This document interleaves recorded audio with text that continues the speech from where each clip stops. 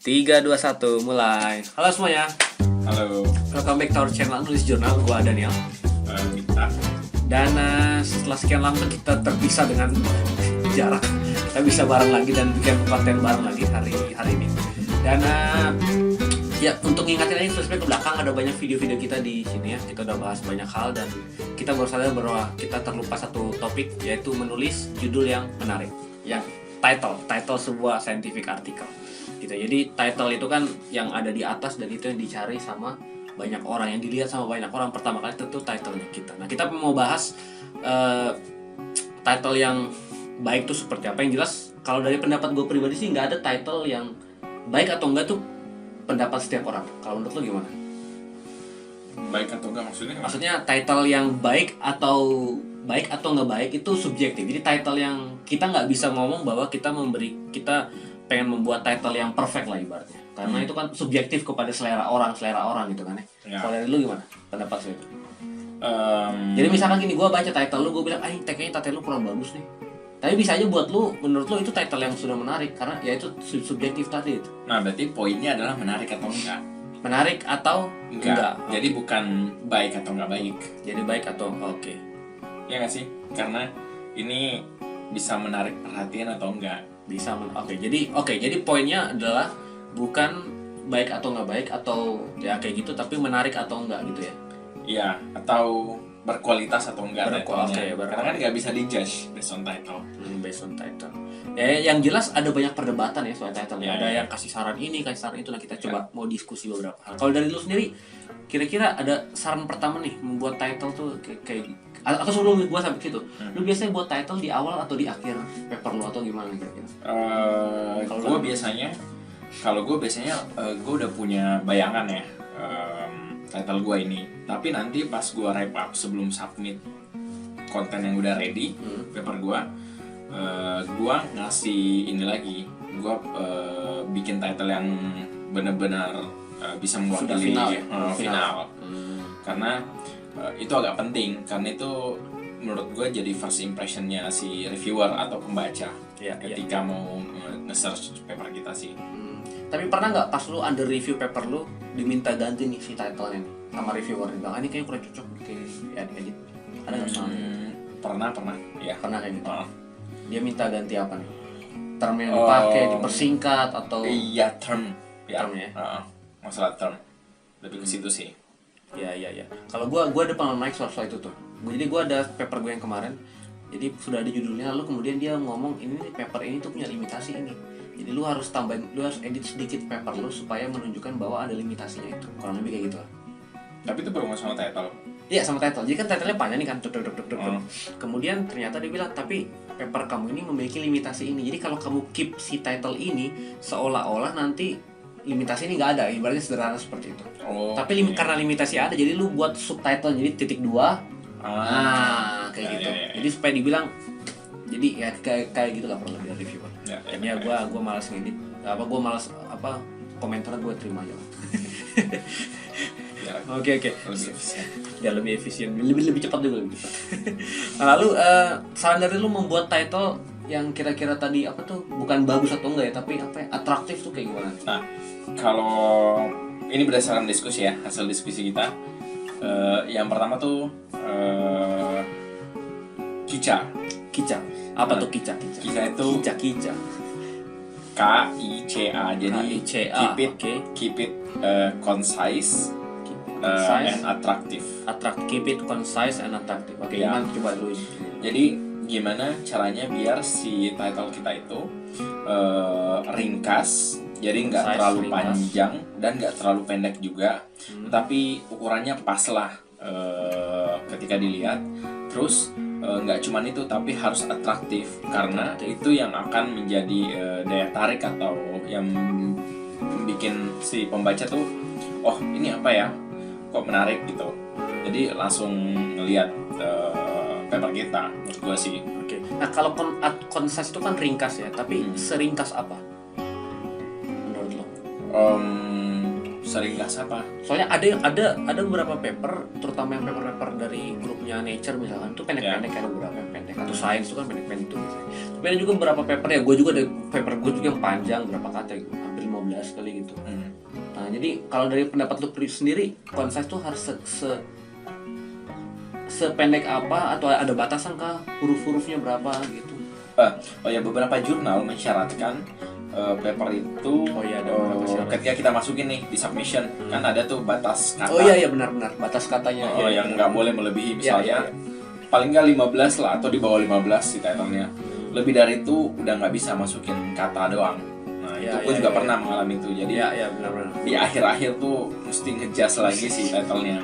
Jadi itu benar. harus di keep in mind. Ya. Jadi harus ngecek juga ya si guideline jurnal itu ya. Iya. Dan sampai kayak gitu. Dan yang pasti dia mencerminkan si isinya lah ya. Ya itu udah pasti mencerminkan isi sama nah gimana cara mencerminkan isinya, yaitu kita cari keyword yang tepat. Keyword yang tepat. Jadi kan biasa kita kalau jurnal tuh ada keywordnya kan. Jurnal kita apa nih, tentang apa, misalnya pilih 3 keyword misalnya A, B sama C. Terus yang mana nih yang mau ditaruh di title misalnya, yang ketika orang melihat itu langsung kebayang, oh tentang ini loh. Misalnya ya kebayang isinya juga. Kebayang isinya kayak gitu. Dan nggak multi tafsir banget gitulah, nggak terlalu general maksudnya. Dan nggak terlalu spesifik juga sebaliknya. Kalau terlalu spesifik dia malah jadi kayak jargon gitu. Jadi cuman orang-orang tertentu doang yang tahu. Jangan sampai cuman research group kita doang yang tahu. Orang lain nggak ngerti sama sekali. Jadi harus ada balance lah ya, antara spesifik dan general itu harus somehow di balance lah ya gitu. Nah ya, supaya dia nggak terlalu ini. Nah pas bagian jargon itu gue biasanya ini sama waktu itu sama promotor gue waktu itu pas mau go, terus ditanya title-nya apa. Jadi kita formulasikan bareng title-nya karena menurut dia itu meter banget. Jargon apa yang mau lu pakai nih di sini. Pas kita gue ngusulin 3, terus dia cek satu-satu jargonnya. Oh ini sudah cek di Google nih. Ketika ini pertama kali diklik di Google, keyword itu keluarnya apa nih? Oh ini terlalu engineering nih, terlalu computer science nih, ini bukan kita nih. Terus kita ganti lagi. Coba kalau ini misalnya high performance building, high performing atau high performative building, itu kan banyak tuh. Ada kata sifat, kata apalah. Terus dicari-cari. Oh ini ternyata ke psikologi. Oh bukan ke kita nih. Nah kayak gitu. Jadi gue biasanya gitu kalau mengeluarkan sebuah jargon, gue cek dulu di Google seberapa familiar itu di bidang gue. Dan kalau udah oke dengan area gue, baru gue pakai. Gitu sih. Kalau dari gue sih kayaknya nggak pernah dicek sih kayak gitu. Cuma ya berapa kali sama profesor gue, cuma nggak terlalu banyak. Jadi biasanya ide title datang dari gue juga, dan bisa bilang 90% diterima-terima aja. Oke. Lalu hal yang lain lagi, singkatan di title gimana? Memakai kata singkatan di title. Lu pernah nggak pakai kata singkatan? Sejauh ini sih enggak. Maksudnya singkatan itu kayak abbreviation gitu ya? Iya, abbreviation. Gue nggak pernah. Sejauh ini gue nggak pernah pakai kata singkatan, singkatan. Tapi gue pernah nemu jurnal beberapa kali pakai kata singkatan. Tapi nggak cuman misalnya katakanlah gue singkat ya, point cloud data itu PCD. Misalnya developing workflow for point cloud data, tapi instead of bilang point cloud data, gue bilangnya PCD doang. Nah sementara itu kan jargon yang di research group tertentu doang yang tahu, kayak gitu misalnya. Nah tapi bukan kayak gitu yang dimaksud singkatan itu. Jadi itu yang harus dihindari. Cuman yang gue lihat singkatan yang lain itu adalah kayak lu bikin sebuah model, lu bikin sebuah model atau software, tapi lu pakai misalnya singkatan si software itu kan biasanya kan nama-nama project yang di EU tuh ada singkatannya tuh. Apalah. Nah, misalnya kayak wash. Ada singkatannya kan? Nah, itu dia pakai itu judulnya wash tanpa panjang jabarin. Enggak, misalnya enggak dijabarin sama dia enggak singkatan? Dijabarin, harus dijabarin. Enggak, karena di gua juga di paper gua yang terakhir gua buat kayak gitu, gua wash tapi gua terus dulu water sanitary hygiene dalam kurung wash. Iya. Karena kenapa gue pakai singkatan? Karena menurut gue term wash itu tuh sesuatu yang udah familiar sama banyak orang. Cuma gue kasih lagi ininya juga. Jadi mungkin singkatan itu boleh lah ya, cuma harus ada kepanjangannya dulu. Karena mungkin singkatan itu kan sesuatu yang familiar, lebih apa ya, nyantol mungkin di kepala orang tuh mungkin singkatannya daripada si penjabaran. Misalkan kayak ini apa tuh RGB itu apa ya? Red, green. Itu kayak gitu. Misalkan ada yang meneliti si barangnya itu, misalkan dia pakai, tapi kan itu RGB atau apalah, atau ya gua nggak tahu lah apa kayak gitu. XYZ gitu. Ya kayak gitu kan mungkin dia sudah lebih apa ya, ear catching lah, misalkan kan sudah familiar sama karena dia kata banyak orang. Cuma ya memang kata banyak orang dihindari singkatan kayak gitu. Cuma ya lagi-lagi balik ke subjektif sih, tadi kita bilang di awal ya. Balik lagi ke orang, ada yang setuju, ada yang nggak setuju, jadi nggak ada yang ini banget. Ya, tergantung kita sih batas toleransinya setnya di mana. Batas toleransinya itu lagi-lagi kita dan reviewer, kecuali diminta ganti ya boleh diganti. Gue ada tambahan dikit mengenai si keyword itu. Jadi itu harus si title itu, atau paling nggak keyword yang ada di title kita itu harus searchable. Maksudnya adalah bisa dicari. Jadi ketika yang tadi gue bilang jelasin, itu langsung merepresentasikan area kita. Kenapa itu penting? Karena terkadang orang kalau melakukan literatur review, systematic review, biasanya kan ada yang dia assessmentnya tuh based on abstract sama title. Nah, jadi kalau title kita udah nggak masuk di situ, keyword kita nggak masuk di situ, berarti kita udah di-exclude-kan tuh di bagian areanya dia. Sementara mungkin konten dari pekerjaan kita sangat relevan dengan itu. Makanya itu jadi penting. Salah satu poinnya. Dan lagi pula sebenarnya kalau lu cari, gue nggak tahu di jurnal apa di gue sebenarnya kalau nyari jurnal tuh lumayan di Google daripada di mesin pencarian itu sebenarnya. Kadang-kadang kalau di Google juga, Google itu kan mendeteknya itu dari keyword itu kan. Misalkan lu ketik sesuatu, tek kan yang keluar kan dia detect tadi kata-kata yang itu kan. Jadi kalau kata-kata keyword apa ya, term istilah-istilah itu ada di title lu, itu lebih membantu untuk keluar nanti di Google. Itu dari pengalaman gue sih. Ya kan, misalkan contohnya lu mencari data tentang air di Indonesia ya, jadi kata Indonesianya mungkin harus ada di title itu. Supaya memudahkan orang mencari dan menemukan gitu ya. Oke. Nah, tadi kita udah bahas soal apa tuh, beberapa saran praktis ya, soal itulah bukan tips and trick ya, beberapa guideline ya, bukan guideline ya, kriteria gimana membuat itu jadi menarik, jadi konsep segala macam. Lalu sekarang how to-nya, gimana cara membuat title? Jadi lu sudah nulis duduk paper lu, kemudian lu mau menyusun kata-kata untuk title. Nah, dari lu gimana? Kalau berdasarkan pengalaman gue ya, kalau yang di paper gue sih yang gue kerjain itu setidaknya itu ada 3 starting point-nya nyusun title. Jadi yang pertama bisa dari research question atau objektif ya, research question atau objektifnya. Yang kedua bisa dari metode yang kita pakai apa, itu langsung jadi di title-nya digambarkan. Yang ketiga dari hasil atau impact dari si research kita itu yang bisa jadi title. Contohnya gimana?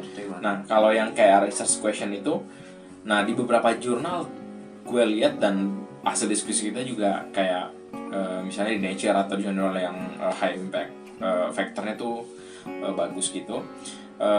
Mereka beberapa ada yang pakai question juga, pertanyaan langsung. Jadi misalnya kenapa bumi itu datar? Itu kan orang langsung bukan kenapa atau mungkin apakah bumi ini datar? Ya misalnya kayak gitu. Apakah bumi ini datar? Jadi kan langsung kayak orang ke trigger ya untuk jadi langsung tahu kan, ini menarik nih kayaknya nih. Iya. Itu jelas dan itu. Coba deh baca abstraknya gitu. Daripada misalkan lu buat judulnya metode X untuk menguji apakah bumi ini, menguji kedataran bumi misalnya. Ya, itu kan mungkin ya lebih menarik itu ya. Apakah bumi ini datar? Itu langsung lebih menarik daripada tadi yang agak-agak jargon. Ya memang hitungannya agak populer sih. Ya, tapi ya itu lebih ke popular science gitu. Popular science. Tapi menurut gua entah kenapa popular science itu sangat ini atraktif ya. Iya, menarik atraktif, ya. Langsung orang pengen baca. Dipakein jadi di transform ke title di research yang scientific ya menurut gua. Iya. Karena kan selama ini ya potretnya atau ininya saintifik kan kayak kaku gitu formal, kan. Formal apa sih kan. Tapi kalau dibumbuin pakai itu kan kayak jadi lebih ya gue ya tergantung sih ya, balik lagi lah ke ya kalau jurnalnya nggak masalah ya, kalau reviewernya nggak masalah, editornya nggak masalah ya silakan ya go for dari it. research question. Oke. Nah tapi ada tadi yang research question itu ada beberapa yang mungkin dia agak general juga, yang general. Ada mungkin yang dia lebih spesifik lagi, misalkan kayak di sel apa itu yang kedokteran misalkan kan, apakah ya itu ada ya, tergantung sih level detailnya seperti apa, tergantung kepada ini. Lalu contoh yang kedua gimana tadi? Dari apa tuh? Dari metode gimana? Nah, kalau yang dari metode tuh, dan gue kebanyakan paper gue berdasar dari metode. Jadi gue misalnya gue mau bikin computational workflow-nya untuk menghitung material properties. Jadi gue langsung bikin itu kan metode gue tuh. Jadi developing a computational workflow for calculating material properties di sini. Ya agak boring sih, tapi ketika orang baca itu dia langsung tahu, oh metodenya pakai ini, point cloud, metodenya pakai ini. Jadi langsung tahu, yang orang-orang yang setidaknya area architecture engineering langsung ngerti ke situ. Gue juga ada yang kayak gitu sih, ada yang gue tulis title-nya pakai Bayesian network atau statistik atau apa ya. Iya, misalnya kayak gitu, based on ini atau apa kayak using gitu. Biasanya orang juga nambahin sih case study, subtitle-nya case study di sini Indonesia atau apa di mana gitu. Lalu contoh yang ke berikutnya. Tapi paling umum sih biasanya gitu, kebanyakan ya. Tapi yang metode. Tapi bisa jadi metode itu memang lebih kepada engineering kali ya, pakai yang kayak gitu. Ya kalau mungkin. Sosial kayaknya nggak, menurut kayaknya ngapain dia pakai.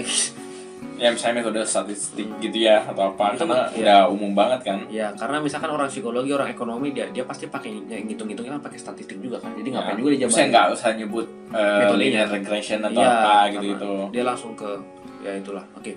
Lalu yang berikutnya apa lagi nih? Dari apa tadi? Dari question metode.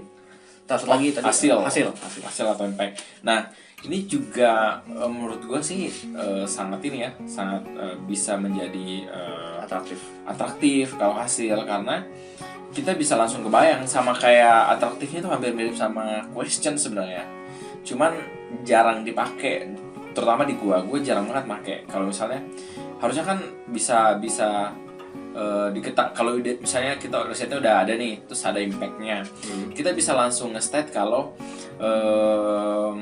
research ini mempengaruhi ini sekian gitu, atau menimbulkan dampak ini ke bagian sini. Orang langsung kayak, oh masa sih? Oh ya? Nah dia baru langsung tertarik ke situ. Ya. Jadi ibaratnya itu mungkin versi bukan kalimat tanyanya dari yang itu ya. Tapi tetap atraktif dan dia orang langsung kebayang juga implikasinya apa. Dan jadi kayak shocking findingnya langsung keluar ya. Itu yang dijadiin title gitu. Bisa nggak dari contoh lu tadi apa lu mengukur apa untuk high performance building? Misalnya gua mengukur gimana title tadi? Gua bikin developing computational workflow untuk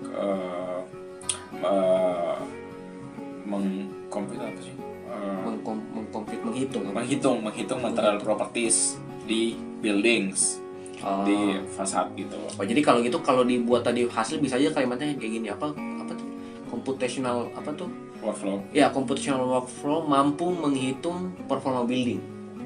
Ya, material properties. Ya. Material properties bisa kan langsung dampaknya. Iya, langsung dampak. Langsung kayak misalnya material properties, perhitungan material properties di fasad building, membantu arsitek dalam desain. Nah gitu. Jadi langsung dia ke hasilnya, dia langsung jadi orang langsung daripada tadi computational workflow apa ya. Tapi baik ke orang masing-masing orang lah ya.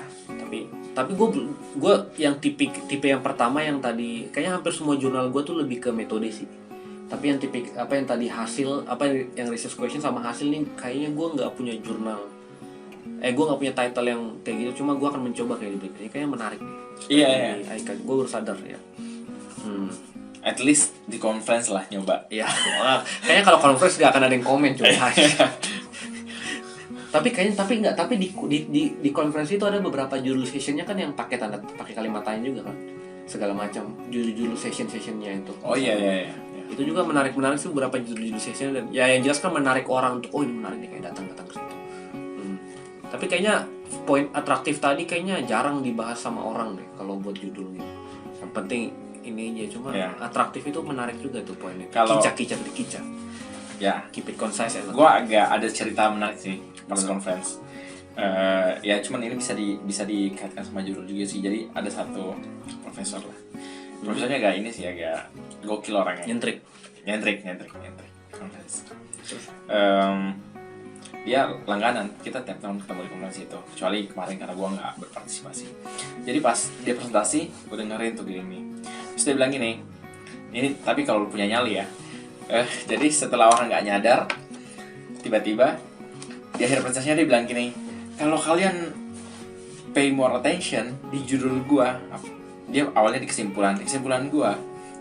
Jadi setiap kesimpulannya tuh, setiap huruf awalnya dari kesimpulannya itu diambil, di highlight, terus ada 4 tuh, ada 4 atau 5 kata, 5 huruf lah gitu, dia 5 poin.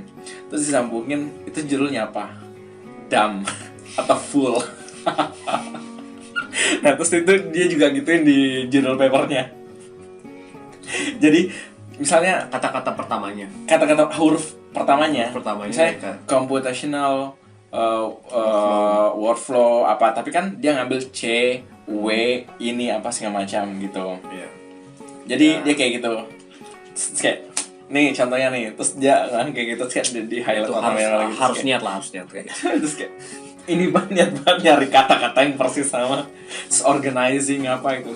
Ada yang nyentrik lah. Itu saya stupid, terus dia bilang gitu, gila nih orang itu kayak gokil. Tapi Bang, ya dia memberikan sentuhan inilah, biar nggak boring. biar nggak boring art atau Di- apa. di Dia kasih itunya. sentuhan jadi lebih bagus. Oke, paling gitu dari kita. Pengen ngingetin lagi kalau kita punya Instagram, silahkan follow kita di situ karena kita memberikan klip potongan-potongan singkat lah dari klip-klip kita di situ, jadi teman-teman bisa lihat.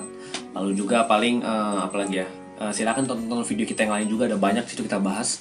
Lalu kalau teman-teman punya pertanyaan, silahkan taruh di YouTube, silahkan kontak kita via Instagram juga.